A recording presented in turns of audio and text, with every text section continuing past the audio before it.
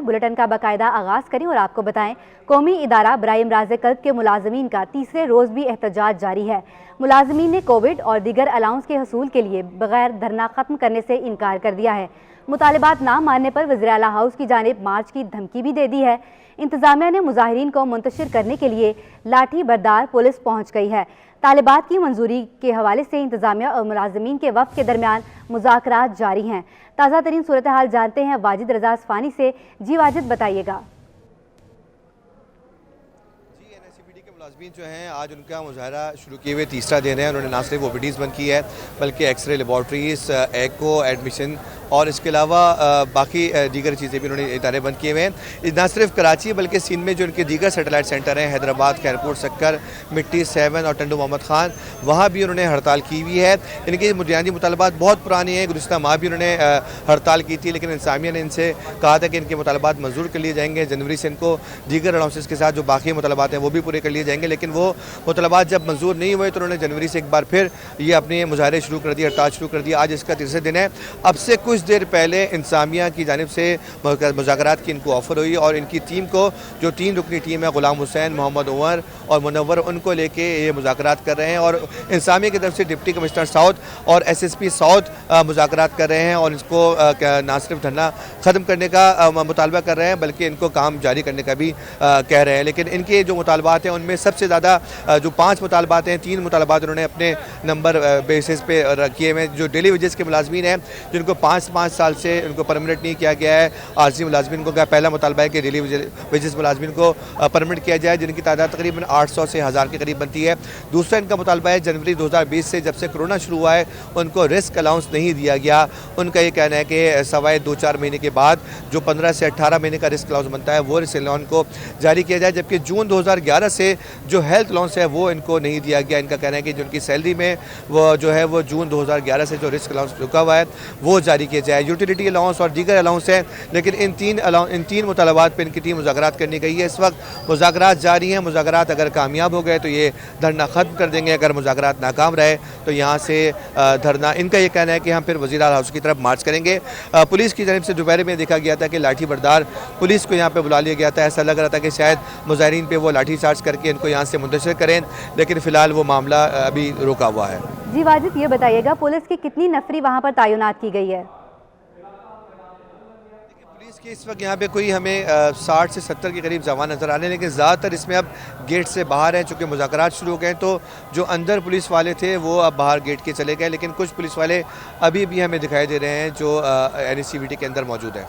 جی ٹھیک ہے واجد, آپ کا بہت شکریہ. کراچی کے علاقہ ایئرپورٹ کے طرف میں 30 ایکڑ سرکاری زمین کی غیر قانونی الاٹمنٹ کا انکشاف ہوا ہے. سندھ سرکار نے 9 ارب سے زائد رقم کی زمین کو ہتھیانے سے بچانے کے لیے مختلف 16 تعمیراتی کمپنیوں کو کام کرنے سے روک دیا ہے. معاملہ کیا ہے, مزید جانتے ہیں اپنے نمائندے آزاد نوڈیو سے. جی آزاد, بتائیے گا اتنی بڑی اراضی کو کس طرح ہتھیانے کی کوشش کی گئی ہے؟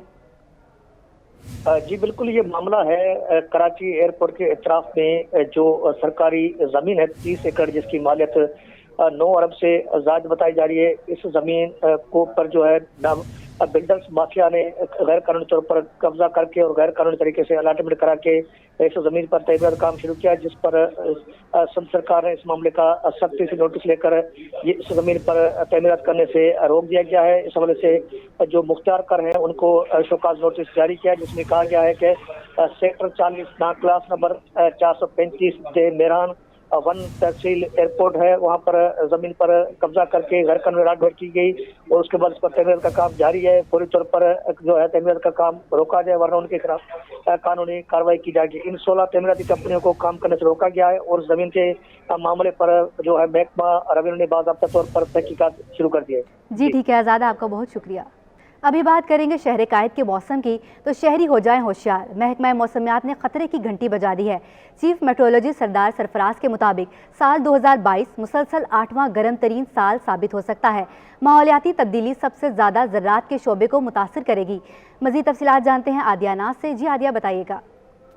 جی بالکل، دنیا بھر میں پاکستان کا شمار ان ممالک میں ہوتا ہے جہاں پر ماحولیاتی تبدیلیاں بہت زیادہ اپنے اثرات جو ہے وہ چھوڑتی ہیں۔ سردار سرفراز اس وقت میرے ساتھ موجود ہیں، چیف میٹرولوجسٹ، ان سے جانتے ہیں کہ یہ کیا اس حوالے سے کہتے ہیں۔ سر، سب سے پہلے تو بتائیے گا، جیسے کہ آج اس اویرنیس پروگرام میں بھی یہی بات بار بار زیر بحث آئی کہ کلائمیٹ چینج جو ہے وہ بہت زیادہ متاثر کرتا ہے پاکستان کے بہت سارے دیہی علاقوں میں، خاص طور پر یہ مشکلات ہیں، تو آپ اس حوالے سے کیا دیکھتے ہیں؟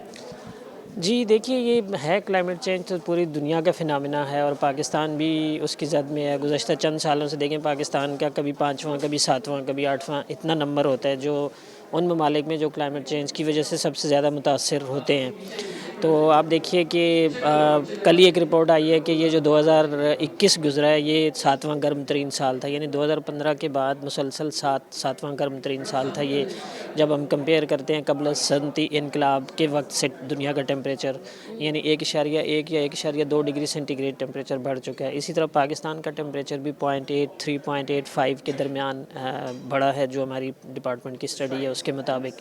تھینک یو سو مچ سر۔ بالکل، کلائمیٹ چینج کے حوالے سے اس میں کوئی شک نہیں ہے کہ مسلسل آئے روز موسمیاتی تبدیلیاں بہت زیادہ ایفیکٹ چھوڑتی چلی جا رہی ہیں۔ اس حوالے سے بہت ضروری ہے کہ آگاہی پروگرامز کا مسلسل انعقاد کیا جائے۔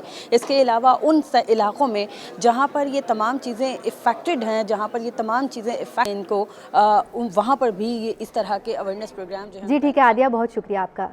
سندھ کے نئے بلدیاتی قانون کے خلاف جماعت اسلامی کا احتجاجی دھرنا 13ویں روز بھی جاری ہے۔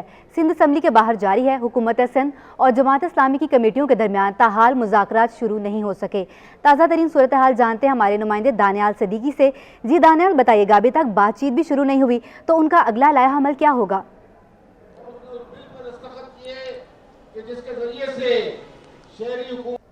دیکھیں، سندھ لوکل گورنمنٹ ایکٹ کے خلاف جماعت اسلامی کی جانب سے سندھ اسمبلی کے سامنے دھرنے کا آج 13واں روز ہے، اور واضح مطالبہ جو امیر جماعت اسلامی کراچی رحمان کی جانب سے کیا گیا ہے وہ یہ کہ جب تک حکومت سے بامعنی مذاکرات نہیں ہوتے اور حکومت سندھ لوکل گورنمنٹ ایکٹ کو واپس نہیں لیتی، اس وقت تک یہ دھرنا جو ہے اسی طریقے سے جاری رہے گا۔ اس وقت جو ہے خواتین کا ایک سیشن ہو رہا ہے کہ جس میں شہر بھر سے خواتین کی بڑی تعداد ہے کہ جو اس دھرنے کے اندر شریک ہو کر اپنا احتجاج ریکارڈ کروا رہی ہے۔ کچھ خواتین شرکا بھی ہمارے ساتھ موجود ہیں، ان سے گفتگو کرتے ہیں۔ جی بتائیے گا، کیا مطالبات ہیں آپ لوگوں کو دھرنا دیے ہوئے؟ کب تک یہاں سے اٹھنے کا ارادہ ہے؟ ہمارا ارادہ تبھی ہے جب ہمارے مطالبات تسلیم کر لیے جائیں گے۔ اس کراچی کو جب کراچی میں تبدیل کر دیا جائے گا، حقیقی معنوں میں میرے شہر کی روشنیاں بحال۔ شکریہ۔ جماعت اسلامی ساری زندگی کر بیٹھی رہے، 2001 کا بلدیاتی قانون بحال نہیں ہوگا۔ وزیر اطلاع سندھ سعید غنی نے 2 ٹوک پیغام دے دیا۔ پریس کانفرنس میں کہا کہ KMP 1 والی جماعت ڈکٹیٹ نہیں کر سکتی۔ سندھ حکومت نے بلدیاتی قانون بہت بہتر بنایا۔ MQM پاکستان بھی لسانیت کی سیاست کر رہی ہے۔ سیاسی مفادات کے حصول کے لیے کراچی کے امن کو داؤ پر نہ لگایا جائے۔ دوبارہ کوئی فوجی عامر آئے، پھر دوبارہ ایسے حالات پیدا ہوں، پھر کراچی کا میئر یا ناظم یا چیئرمین جو ہے جماعت اسلامی کا ہو جائے، تو وہ حالات تو نہیں ہو سکتے نا۔ تم یہ ساری زندگی بیٹھے رہو اسمبلی کے سامنے، 2001 کا قانون نہیں آئے گا۔ آپ کی تجاویز ہوں گی، ہم غور کریں گے، اچھی ہوں گی مان لیں گے، لیکن آپ ڈکٹیٹ نہیں کر سکتے ہو۔ آپ کا ایک MP ہے، ایک، اور ایک MPA والا 100 MPA والوں جس کے ہیں پارٹی کے، اس کو یہ کہے گا قانون میری مرضی کا بناؤ۔ وہ دنیا میں کہاں ہوتا ہے بھائی؟ افسوس اس بات کا ہے کہ MQM بھی اس وقت لسانیت کی سیاست کر رہی ہے۔ میں ان سے سوال کرتا ہوں، جو آپ نے بینر لگایا ہے کہ کراچی پہ قبضہ نامنظور، کس کا قبضہ نامنظور؟ کس کے قبضے کے خلاف آپ بات کر رہے ہیں؟ پیپلز پارٹی الیکشن کی بات کرے، جیتنے کی بات کرے تو ہم قبضہ کرنا چاہتے ہیں، باقی آپ کے لوگ کہیں سے بھی آئیں جیتیں یہاں بنے، آپ کو اعتراض نہیں ہوتا۔ سندھ میں کسی کی خواہش پر 2001 کا قانون نہیں آئے گا۔ ادھر وزیر بلدیات سندھ ناصر شاہ کہتے ہیں بلدیاتی قانون پر مخالفین پوائنٹ سکورنگ کر رہے ہیں۔ اگر کسی صوبے میں 2001 کا بلدیاتی قانون ہے تو بتائیں، مردم شماری پورے سندھ کا مسئلہ ہے، لوگوں کو کم گنا گیا۔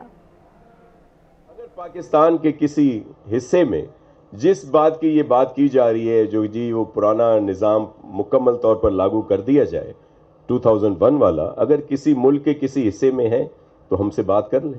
وہاں پہ تو سب گورنمنٹ میں بیٹھے ہیں، الائیز ہیں، وہاں پہ کوئی بات نہیں ہوتی، کیونکہ یہاں پہ بات کرنی ہے، پوائنٹ سکورنگ کرنی ہے، سیاست کرنی ہے، اور وہ کس وجہ سے یہ شور کیوں ہے؟ یہ شور اس وجہ سے ہے کہ کراچی کے لوگوں نے پہچان لیا ہے کہ ان کا ہمدرد کون ہے، وہاں ترقی کون لاتا ہے۔ یہ صرف باتیں بہت کرتے ہیں اور پہلے دھونس دھاندلی اور دیگر بہت سارے ایشوز ہوتے تھے۔ آئیں الیکشن میں آئیں، حصہ لیں۔ 2013 سے تو بہت زیادہ اختیارات ہیں۔ امیر جماعت اسلامی کراچی نے دھرنا جاری رکھنے کا اعلان کر دیا۔ شارع فیصل سمیت دیگر اہم شاہراہوں پر دھرنا دینے کی دھمکی دے دی ہے۔ میڈیا سے گفتگو میں حافظ نعیم الرحمان کا کہنا تھا کہ دھرنا جمہوری اور آئینی عمل ہے، جاری رہے گا۔ مذاکراتی کمیٹی بنانے کے باوجود کوئی پیش رفت نہیں ہوئی۔ کا منصوبہ آج تک جو ہے وہ پوری طرح سے مکمل نہیں ہو سکا ہے، بلکہ بار بار اس کو ڈیزائن کیا جا رہا ہے اور بار بار اس میں تبدیلیاں کی جا رہی ہیں۔ اس لیے ہم یہ پوچھنا چاہتے ہیں کہ یہ کون سا طرز حکومت ہے، طرز سیاست ہے کہ آپ عام آدمی کے سارے اختیارات پہ قبضہ کر لیں۔ تو اس لیے ہم یہ سمجھتے ہیں کہ ہمارا یہ دھرنا جمہوری عمل ہے، آئینی عمل ہے، یہ جاری رہے گا، اور مذاکرات کے لیے یہ آئے تو ہم نے منع نہیں کیا، لیکن آپ ان کا طرز سیاست دیکھ لیجئے، 3 دن گزر گئے ہیں، اس کے بعد سے کوئی چیز آگے نہیں بڑھی ہے۔ اگر آپ یہ سمجھتے ہیں کہ ہم چاہتے ہیں کہ آپ جلد از جلد جو ہے وہ کوئی چیز کر کے اور دھرنا ہم ختم کر دیں، تو دھرنا ہم نے ختم کرنے کے لیے نہیں منعقد کیا ہے، بلکہ مسئلے حل کرنے کے لیے کیا ہے۔ بلکہ آپ دیکھ رہے ہیں کہ گزشتہ 3 دن میں شہر بھر میں دھرنے ہونا شروع ہو گئے، اور ابھی شاید ان کو اتنی پریشانی نہیں ہوئی ہے۔ جب یہ شارع فیصل بلاک کرنے کا آج رات کو ہم ایک لائحہ عمل دیں گے، جس میں ہم آپ کو بتائیں گے کہ ہم کون سی شاہراہوں کے اوپر اب دھرنا دینے جا رہے ہیں۔ ڈیجیٹل کرپٹو کرنسی کیس میں بڑی پیش رفت ہوئی ہے۔ اسٹیٹ بینک اور حکومت پاکستان نے کرپٹو کرنسی پر مکمل پابندی کی سفارش کر دی ہے۔ سندھ ہائی کورٹ نے قانونی پہلوؤں کا جائزہ لینے کے لیے رپورٹ وزارت خزانہ اور وزارت قانون کو بھیجنے کی ہدایت کر دی ہے۔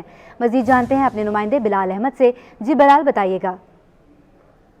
یہ ڈیجیٹل کرپٹو کرنسی کیس میں بڑی پیش رفت سامنے آئی ہے۔ اسٹیٹ بینک اور حکومت پاکستان نے کرپٹو کرنسی پر مکمل پابندی کی سفارش کر دی ہے۔